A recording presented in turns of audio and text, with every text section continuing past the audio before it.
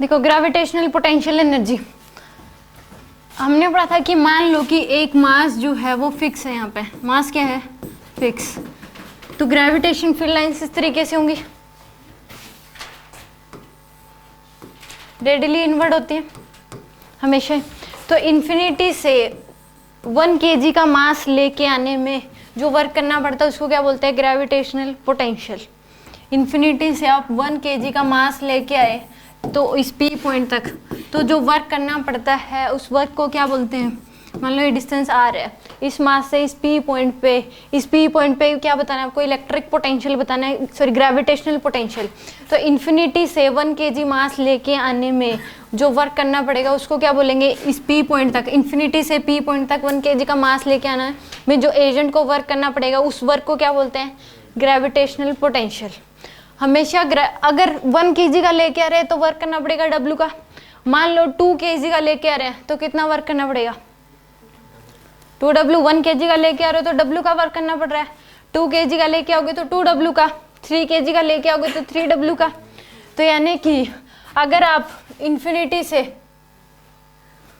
1 kg का अगर मास लेके आ रहे हो तो W का वर्क करना पड़ेगा, work done by agent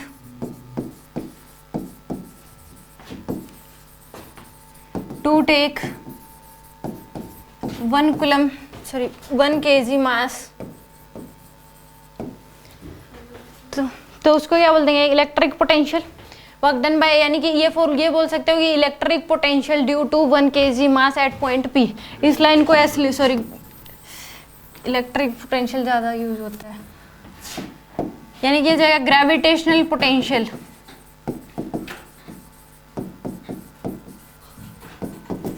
at point P due to mass 1 kg। तो W का वर्क करना पड़ेगा, यही W क्या हो जाएगा, ग्रेविटेशनल पोटेंशियल होगा इस P पॉइंट पे। अगर 2 kg का मास लेके आओगे तो 2W का वर्क करना पड़ेगा, 1 kg लेके आने में W का, तो 2 kg लेके आने में कितना वर्क करना पड़ेगा, 2 kg का, सॉरी 2W का। तो ये क्या आ जाएगा, ग्रेविटेशनल पोटेंशियल। नोट करना ये gravitational potential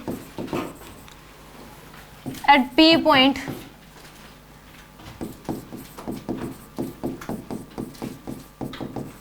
due to mass 2 kg। अगर 3 kg का मास लेके आओगे तो वर्क कितना करना पड़ेगा, 3W का। तो ये सेम ग्रेविटेशनल पोटेंशियल, नोट करना है इस भी कोई, gravitational potential at point P point due to mass 3 kg। अगर 4 kg का लेके आएंगे तो कितना वर्क करना पड़ेगा, 4W का। पहले लिखना है, नोट करना ही है एज इट इज, ऐसे ही।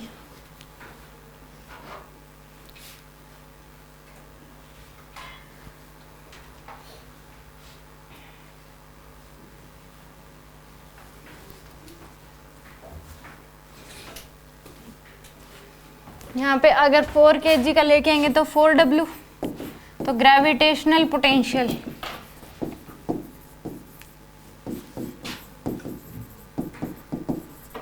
Eight P point due to mass 4 kg।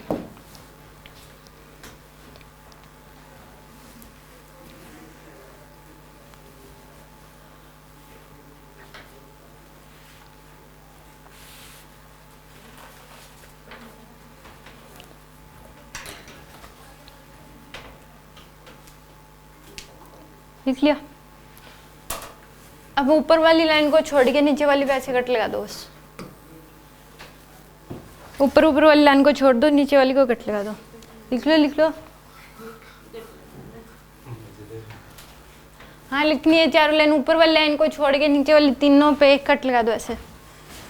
अब देखो ये बातें गलत क्यों हैं, क्योंकि मैंने बताया था ग्रेविटेशनल पोटेंशियल जो है only and only define for 1 kg mass. जो ग्रेविटेशनल पोटेंशियल किसके लिए डिफाइन है, only and only for 1 kg mass. Gravitation potential आ गया, इसका मतलब सीधा ही है, ग्रेविटेशन पोटेंशियल बोल दिया तो इसका मतलब सीधा है कि 1 kg का मास ही इन्फिनिटी से इस पी पॉइंट तक लेके आ रहा है बस। अगर 2 kg का लेके आएगा, 3 kg का, 4 kg का, तो उसको हम ग्रेविटेशनल पोटेंशियल बोलेंगे ही नहीं, वो ग्रेविटेशनल पोटेंशियल एनर्जी है। तो इसलिए इन दोनों में डिफरेंस समझने के लिए कि ग्रेविटेशनल पोटेंशियल और ग्रेविटेशनल पोटेंशियल एनर्जी दोनों में क्या डिफरेंस है। अगर 1 kg की बात करें तो ग्रेविटेशनल पोटेंशियल और ग्रेविटेशन पोटेंशियल एनर्जी दोनों इक्वल होती हैं फॉर 1 kg। हमेशा ग्रेविटेशनल पोटेंशियल 1 kg के लिए ही डिफाइन होती है। इसमें अगर इतना भी बोल दिया gravitational potential eight P point, ये लिखने की भी जरूरत नहीं थी, क्योंकि इसकी डेफिनेशन में ही होता है कि gravitational potential eight P point, इसका मतलब इन्फिनिटी से 1 kg का मास इस पी पॉइंट तक कॉन्स्टेंट स्पीड तक लेके आने में जो वर्क करना पड़ेगा एजेंट को, उसको क्या बोलते हैं, ग्रेविटेशनल पोटेंशियल। और अगर 2 kg का, 3 kg का, 4 kg, 100 kg का अगर मास लेके आएगा तो जो वर्क करना पड़ेगा उसको बोलते हैं ग्रेविटेशनल पोटेंशियल एनर्जी। ठीक है, तो फॉर 1 kg के लिए, तो for 1 kg gravitational potential energy equal होती है ग्रेविटेशनल पोटेंशियल के। ठीक है, दोनों अगर ये पूछ लिया कि 1 kg अगर गिवन है तो ग्रेविटेशनल पोटेंशियल एनर्जी भी वही होगी और ग्रेविटेशन पोटेंशियल भी क्या होगा, सेम होती है दोनों।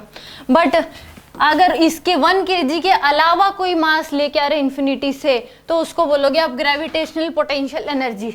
तो इस पी पॉइंट पे अगर मान लो ये बोल दिया कि कोई भी m मास लेके आ रहे हैं, ये तो फिक्स है, यहाँ पे ये वाला मास तो फिक्स है, इसकी प्रेजेंस में इन्फिनिटी से कौन कितने kg का मास लेके आ रहे हो वो डिपेंड करता है।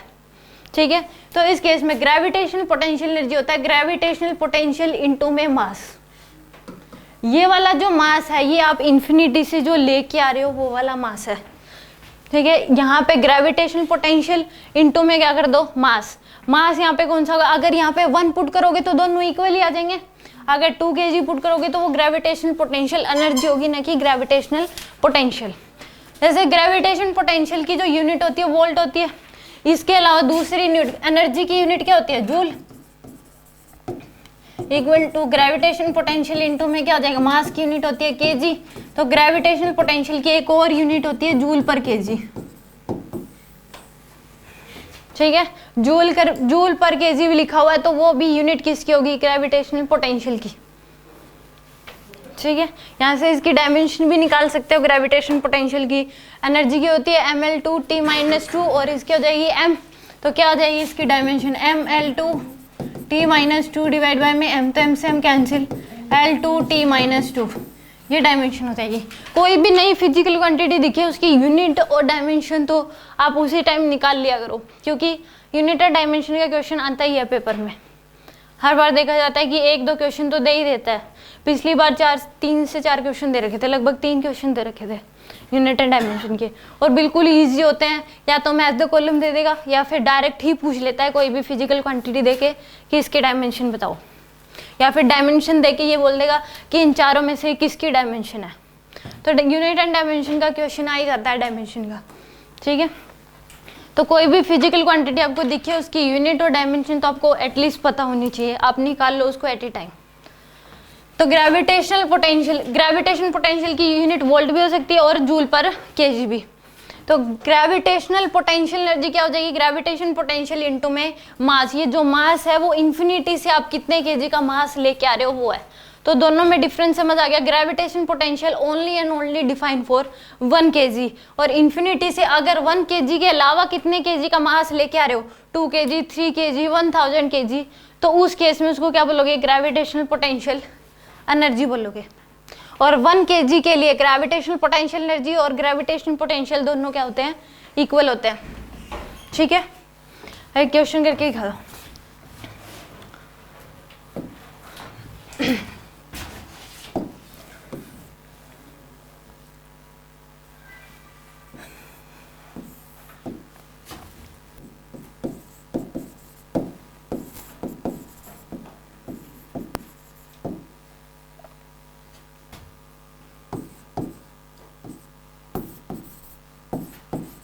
पहले तो सेंट्रोइड पे ग्रेविटेशनल पोटेंशियल बता दो क्या होगी।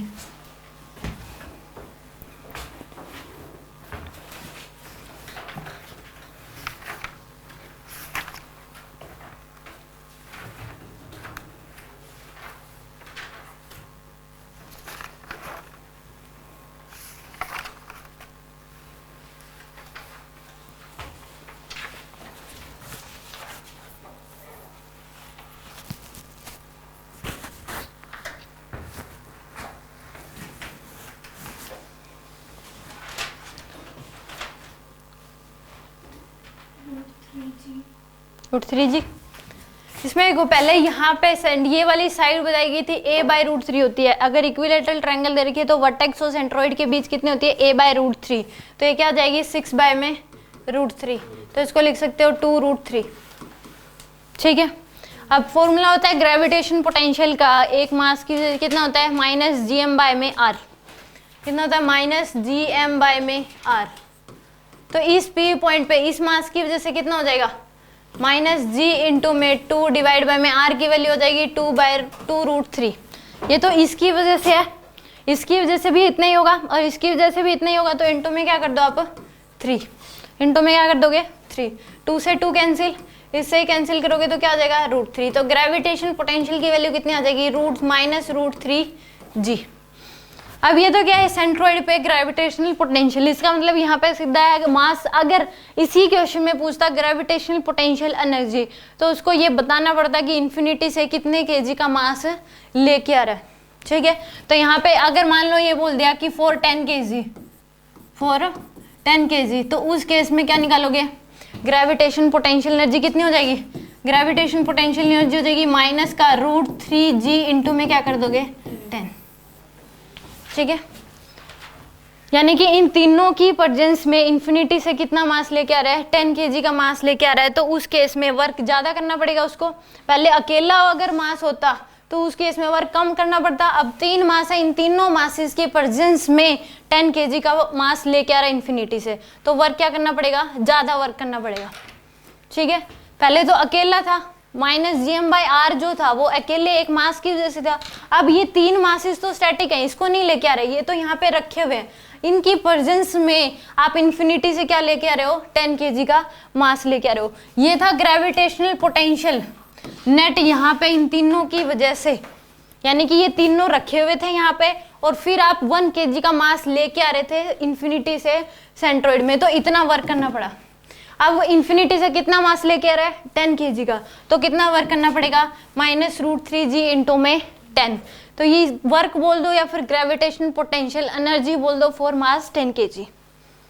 आगे समझ, अगर क्वेश्चन में ये बोल दिया कि ग्रेविटेशन पोटेंशियल बताओ फॉर 10 kg, तो हम बता ही नहीं सकते क्योंकि वो होती ही 1 kg के लिए है। ग्रेविटेशन पोटेंशियल में 10 kg बोल दिया, होती जब 1 kg के लिए, तो हम बताएंगे ग्रेविटेशन पोटेंशियल एनर्जी बता सकते हो आप।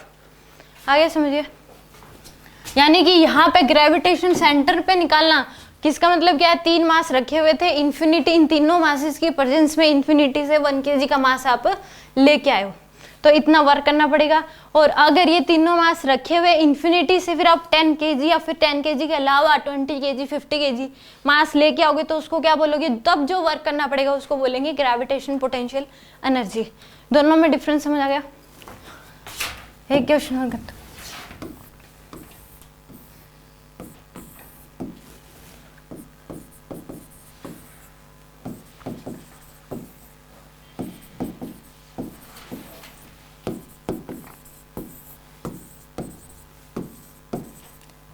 सेंटर में बता दो gravitational potential energy for mass 100 kg।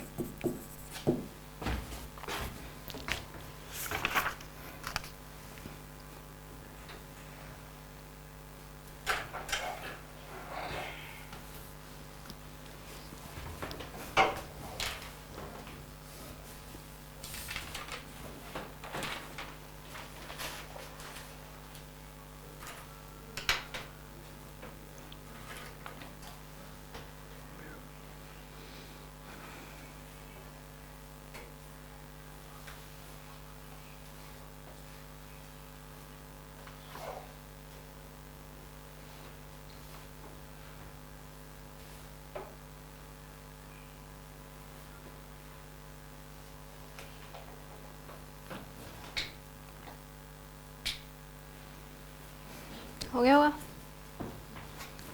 पहले सेंटर पे क्या निकालो, ग्रेविटेशन पोटेंशियल निकाल लो, कितना आ जाएगा माइनस का gm की वैल्यू 4 डिवाइड बाय में सेंटर से लेके ये वाली डिस्टेंस a/√2 होती है, तो क्या आ जाएगी 8/√2, तो इसको क्या लिख सकते हो आप 4√2, तो आ जाएगी 4√2, 4 से 4 कैंसिल, तो माइनस डिवाइड बाय में √2। ये तो एक मास की वजह से है, इन सभी की वजह से भी इतना ही होगा, तो इनटू में क्या कर दो आप 4, तो आ जाएगा आपके पास 2√2g माइनस का।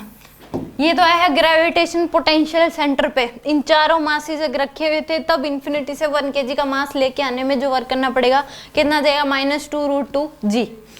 तो ग्रेविटेशन पोटेंशियल एनर्जी कितनी हो जाएगी -2√2g इंटू में 100, ये आ जाएगी आपके पास, यानी कि माइनस का 200√2g इतना वर्क करना पड़ेगा अगर इन्फिनिटी से कितना मास लेके आ रहा है 100 kg का। आगे समझिए, एनी डाउट? एक क्वेश्चन और करता हूँ।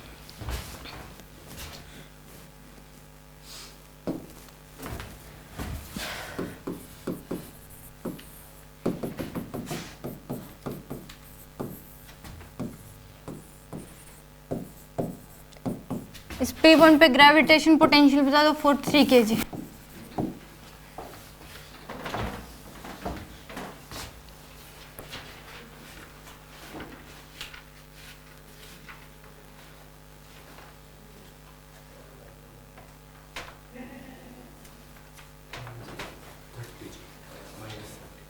-30 जी।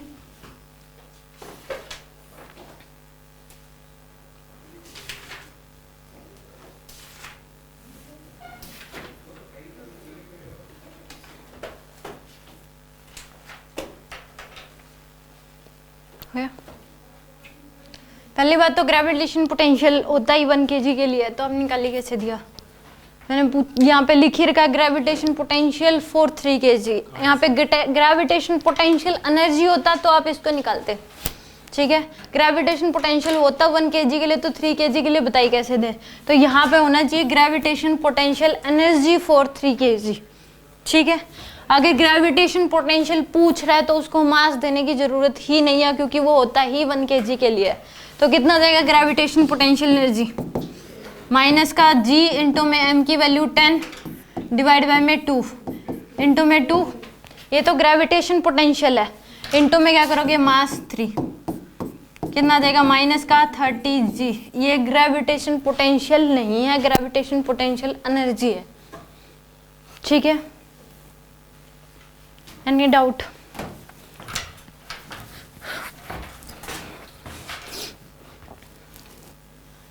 यानी कि दोनों में सब डिफरेंस ध्यान में रखना कि ग्रेविटेशन पोटेंशियल पूछा है, ग्रेविटेशन पोटेंशियल एनर्जी पूछा है। देखो एक होती है म्यूचुअल पोटेंशियल एनर्जी, एक क्या होती है म्यूचुअल पोटेंशियल एनर्जी।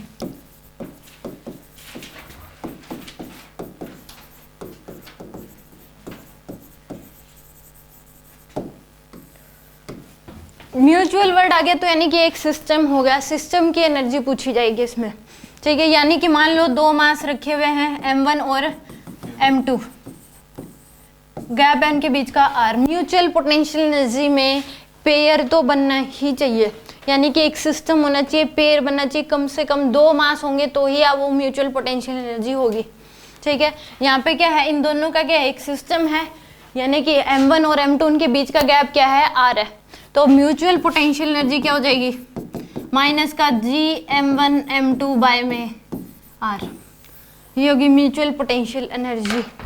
हमने जब सैटेलाइट पढ़ा था तो उसमें लिखा था कि इनकी पोटेंशियल एनर्जी क्या होगी, वो भी यही थी -g m1 m2 बाय में r, ठीक है। वहाँ पे r की जो वैल्यू थी वो क्या थी re प्लस h, तो यहाँ पे क्या आ जाएगी माइनस का g m1 m2 बाय में r। म्यूचुअल पोटेंशियल एनर्जी हमेशा क्या होगी, किसी सिस्टम की ही होगी, यानी कि किसी मान लो ये दोनों मासेस क्या रखे हुए थे, इन्फिनिटी पे रखे हुए थे, तो उस केस में इन दोनों मासेस को पहले m1 मास को लेके आए, तो जब जो वर्क करना पड़ा, फिर m1 लेके आए, इसकी प्रेजेंस में m2 मास को लेके आए, तब जो वर्क करना पड़ा। तो मान लो m1 को लेके आने में वर्क करना पड़ा w1 का, m1 है अब यहाँ पे लेके आ चुके, इसकी प्रेजेंस में m2 मास लेके आए, तब जो वर्क करना पड़ा। तो इनको असेंबल करने में जो एजेंट को वर्क करना पड़ा, तो उसको बोलते हैं म्यूचुअल पोटेंशियल एनर्जी। वो कितनी हो जाएगी माइनस का g m1 m2 बाय में r, ठीक है। एक क्वेश्चन करके दिखा दो।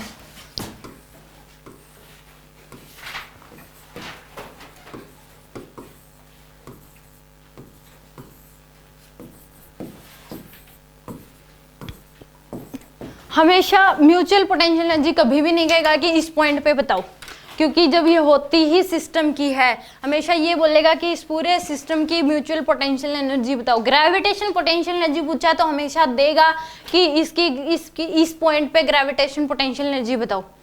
बट अगर म्यूचुअल पोटेंशियल एनर्जी पूछा है तो वो हमेशा सिस्टम की होती है, पॉइंट कभी भी गिवन ही नहीं होता कि इस पॉइंट पे बताओ, वो पूछना ही बेवकूफ़ी है।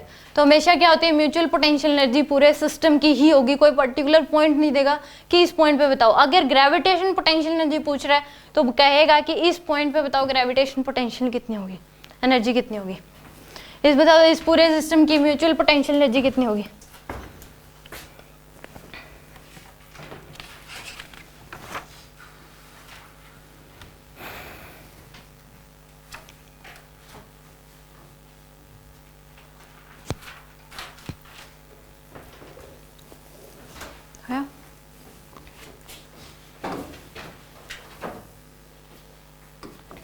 यानी कि इसमें देखो 3 पेयर बन रहे, 1 2 और 3। मास 1 से 2 या 3 कितने भी पेयर में हो सकते हैं। ये नहीं है कि ये वाला मास तो इसके साथ हो चुका तो इसके साथ क्यों है, ये वाला मास इसके साथ हो चुका। तो पेयर जो है एक मास कितने भी पेयर में आ सकता है। तो इस केस में 3 पेयर्स बन रहे हैं इसमें।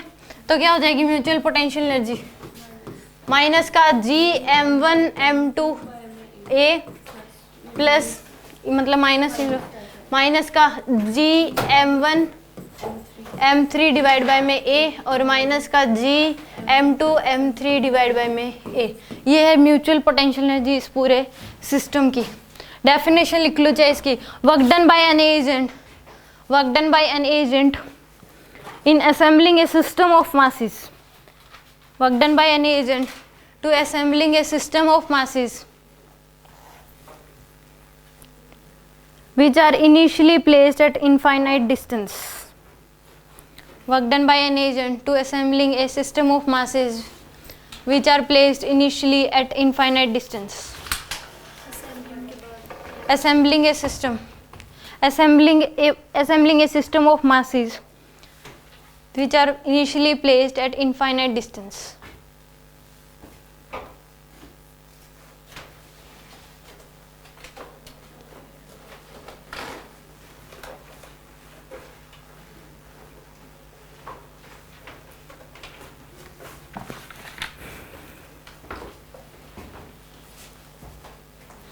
ठीक, क्वेश्चन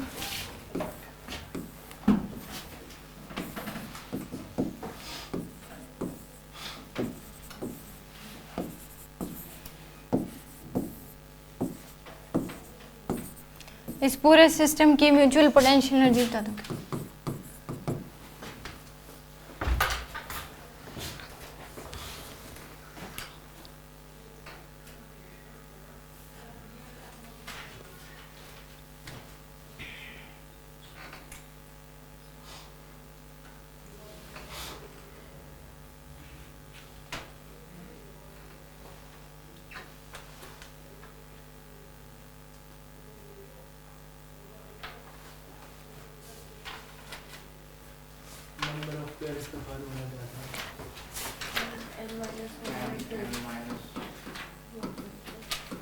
n इंटू में n-1 डिवाइड बाई 2। n यहाँ पे नंबर ऑफ मासेज होगा।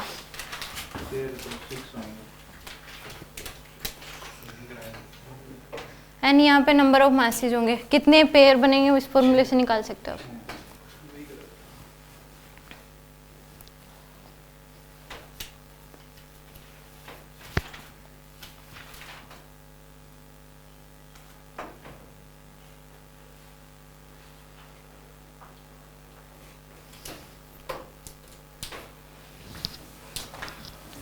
हो गया होगा। देखो इसमें 4 पेड़ तो साफ साफ दिखाई दे रहे हैं। ये एक पेड़ ये हो गया, एक पेड़ ये, एक पेड़ ये और एक पेड़ ये। 4 पेड़ तो साफ साफ, और एक पेड़ ये हो जाएगा और एक पेड़ ये हो जाएगा। 6 पेड़ होंगे, ठीक है। यानी कि म्यूचुअल पोटेंशियल एनर्जी हो जाएगी माइनस का Gm² डिवाइड बाय में a इंटू में 4 और माइनस का Gm² डिवाइड बाय में √2a इंटू में 2। तो 6 पेयर बन रहे हैं, ठीक है। आ गया समझ जी? एक क्वेश्चन और कर दो।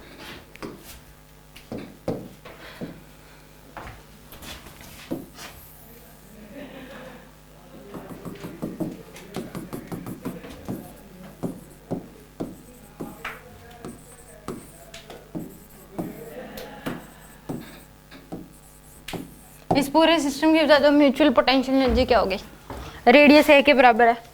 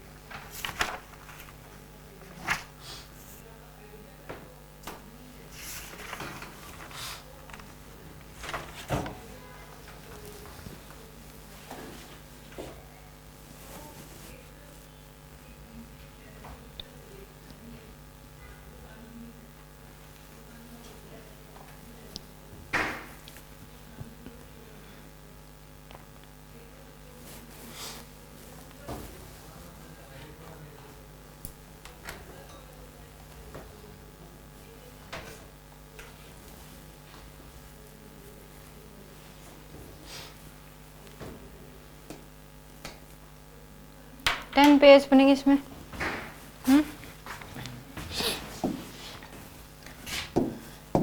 देखो एक पेयर्स तो ये बन जाएगा, एक ये और एक ये। कितने हो गए? 4। यानी कि म्यूचुअल पोटेंशियल एनर्जी माइनस का Gm² डिवाइड बाय में A इंटू 4। ठीक है,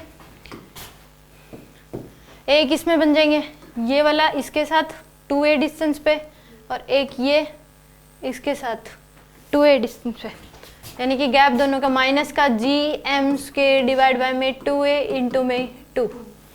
ठीक है, फिर माइनस का Gm² डिवाइड बाय में, देखो एक पेयर इसका, ये वाली डिस्टेंस कितनी हो जाएगी? √2a, इसका इसके साथ, इसका इसके साथ, और एक इसका इसके साथ, तो ये 4 बन जाएंगे। माइनस का Gm² डिवाइड बाय में √2a इंटू में 4।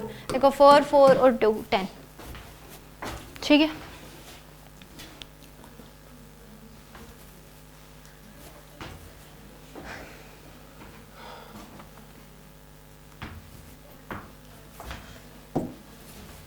एक क्वेश्चन और दो।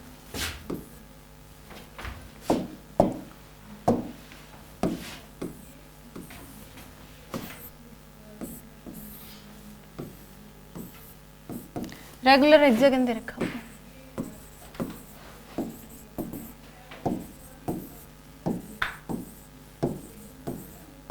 इसमें बता दो हर साइड एक इक्वल है। म्यूचुअल पोटेंशियल एनर्जी बता दो इस पूरे सिस्टम की। रेगुलर हेक्सागन है, 15 पेयर बनेंगे।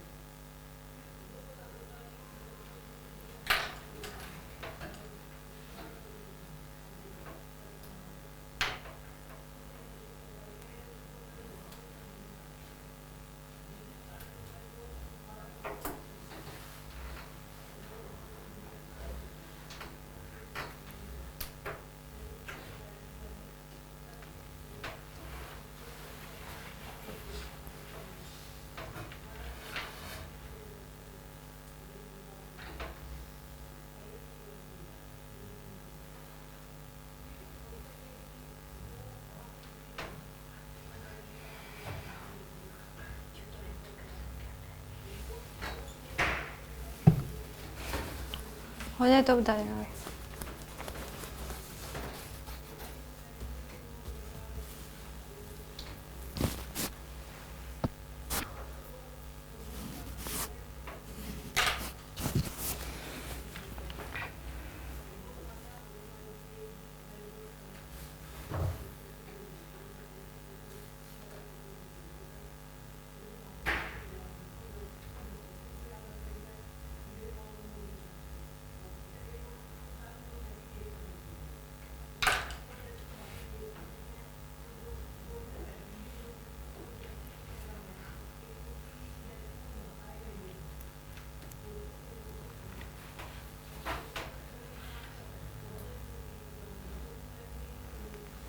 हो गया।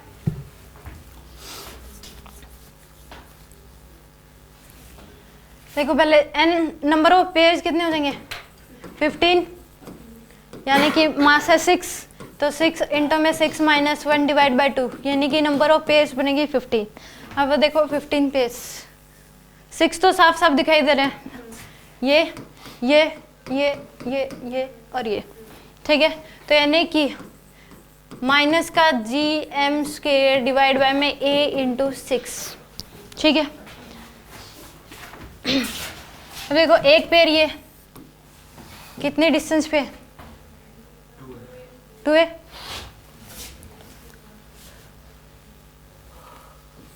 और ये 2 है, और एक ये पेयर 2 है। 3 किसके बन जाएंगे 2A डिस्टेंस के, माइनस का GM² डिवाइड बाय में 2A इंटू में 3, ठीक है।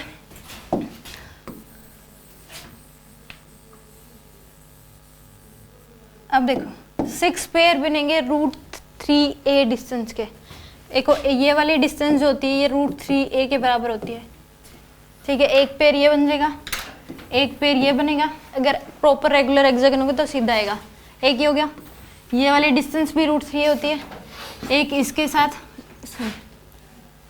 ये हो गया, एक ये वाला पेयर और एक ये वाला पेयर, ये कितने डिस्टेंस के हैं √3A।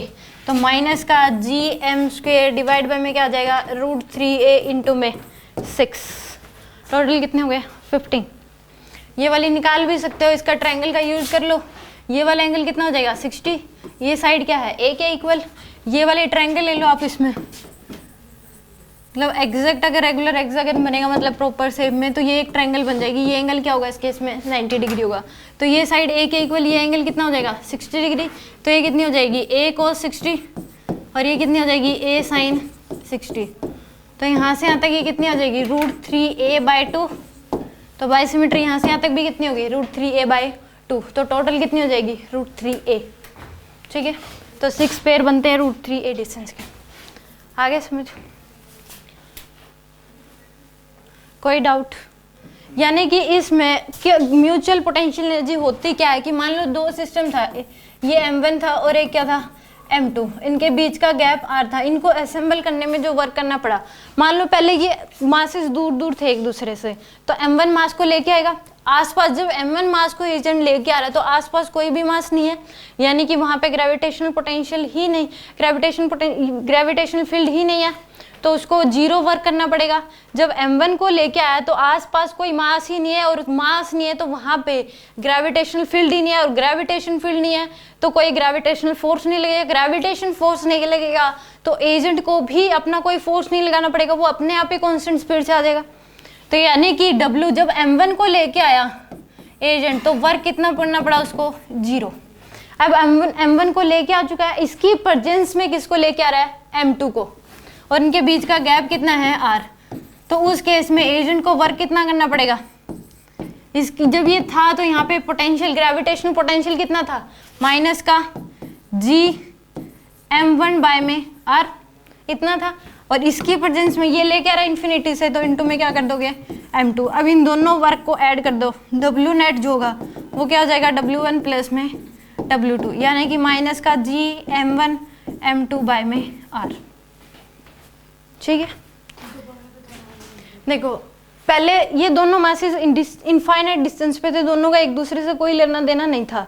एजेंट आया पहले, आसपास यहाँ पे कोई भी मास नहीं था, एजेंट क्या करा पहले M1 को लेके आया, इन्फिनिटी से पकड़ के क्या लेके आया M1 को लेके आया, तो उस केस में आसपास कोई भी मास नहीं है तो ग्रेविटेशन फील्ड भी नहीं होगी। ग्रेविटेशन पोटेंशियल क्या होता है, इन्फिनिटी से 1 kg मास को कांस्टेंट स्पीड से लेके आने में वर्क करना पड़ेगा। तो इस केस में जब M1 को लेके आया तो आसपास कोई भी मास नहीं है, मानते हो इस बात को, तो उसको 0 वर्क करना पड़ेगा, क्योंकि यहाँ पे कोई मास नहीं है तो ग्रेविटेशन फील्ड भी नहीं है, तो ग्रेविटेशन फील्ड नहीं है तो इसके ऊपर कोई भी ग्रेविटेशन फोर्स नहीं लगेगा, तो एजेंट को भी, एजेंट अगर अपना फोर्स लगा देगा वर्क कर देगा तो उस केस में तो वो ये एक्सेलरेट करने लग जाएगा फिर तो। पर हमें डेफिनेशन क्या है कि कांस्टेंट स्पीड से आना चाहिए, तो W1 क्या होगा 0, M1 को लेके आने में कोई वर्क नहीं करना पड़ेगा। बट जब M2 को लेके आया तो ऑलरेडी यहाँ पे M1 प्रेजेंट था, तो इसकी वजह से क्या थी ग्रेविटेशन फील्ड तो ग्रेविटेशनल फोर्स लगेगा तो एजेंट को भी अपना फोर्स लगाना पड़ेगा कांस्टेंट स्पीड से लेके आने में। तो कितना हो जाएगा वो, उस केस में कितना वर्क फोर्स लगाना पड़ेगा, उसको कितना वर्क करना पड़ेगा, इतना, माइनस का जी m1 बाय में r इंटू में m2। इन दोनों वर्क को ऐड कर दो, क्या आ जाएगा, नेट वर्क। इसी को बोलते हैं gravitation potential, sorry mutual potential energy. इस पूरे सिस्टम को अरेंज करने में जो एजेंट को वर्क करना पड़ा। आगे समझ। एक क्वेश्चन रह गया था ये और करके हम कि एक रिंग दे रखी है आपको, मास है m, रेडियस है r। यहाँ पे इस p पॉइंट पे ग्रेविटेशन पोटेंशियल बता दो और gravitation potential energy for 10 kg।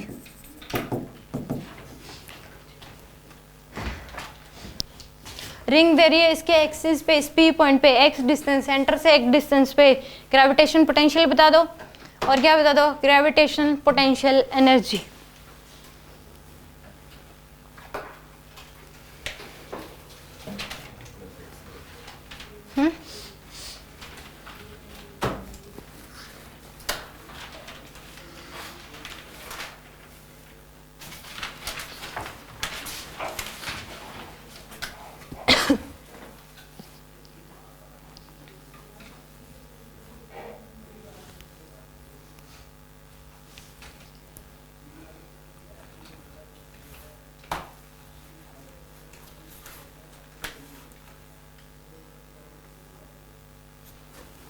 Gravitation potential, ये देखो सारा का सारा जो मास है वो r का स्क्वायर प्लस x का स्क्वायर पूरे का अंडर रूट इतनी डिस्टेंस पे है। ये अंदर से मान लो खाली है, रिंग है, तो उस केस में यहाँ पे तो ये वाली डिस्टेंस कितनी हो जाएगी, ये डिस्टेंस कितनी है x, ये कितनी है r, तो ये वाला हाइपोटेन्यूज हो जाएगा। तो कितनी होगी, r square plus x square पूरे का अंडर रूट। यहाँ से देखोगे तो भी r square plus x square पूरे का अंडर रूट। तो सारा का सारा जो मास है वो कितनी डिस्टेंस पे है, r square plus x square की पूरे का अंडर रूट। तो यानी कि ये वाली डिस्टेंस जो होगी कितनी हो जाएगी, r square plus x square पूरे का अंडर रूट, इतनी डिस्टेंस होगी। तो यानी कि ग्रेविटेशन पोटेंशियल आ जाएगा माइनस का जी एम डिवाइड बाय में r square plus x square पूरे का अंडर रूट। और ग्रेविटेशन पोटेंशियल एनर्जी क्या हो जाएगी, माइनस का जी एम डिवाइड बाय में under root r square plus x square into में 10। ठीक है, ये किसके बारे में था, ग्रेविटेशन पोटेंशियल एनर्जी और mutual potential energy. Gravitation potential होता है only and only for 1 kg mass, infinity से 1 kg का मास कांस्टेंट स्पीड से लेके आने में जो वर्क करना पड़ेगा उसी को बोलते हैं, उस वर्क को ही ग्रेविटेशन पोटेंशियल बोल दिया। ठीक है, और अगर इन्फिनिटी से एनी अमाउंट ऑफ मास लेके आने में जो वर्क करना पड़ेगा उसको क्या बोलते हैं, ग्रेविटेशनल पोटेंशियल एनर्जी। और म्यूचुअल पोटेंशियल एनर्जी, एक सिस्टम को अरेंज करने में जो वर्क करना पड़ेगा उसको क्या बोलते हैं, mutual potential energy. Gravitation potential energy दोनों ही आपको एक पॉइंट देगा कि इस पॉइंट पे बताओ। ठीक है, बट म्यूचुअल पोटेंशियल एनर्जी क्या होगी, पूरे सिस्टम की होगी, कोई भी पॉइंट गिवन नहीं होगा उस केस में। आगे समझना।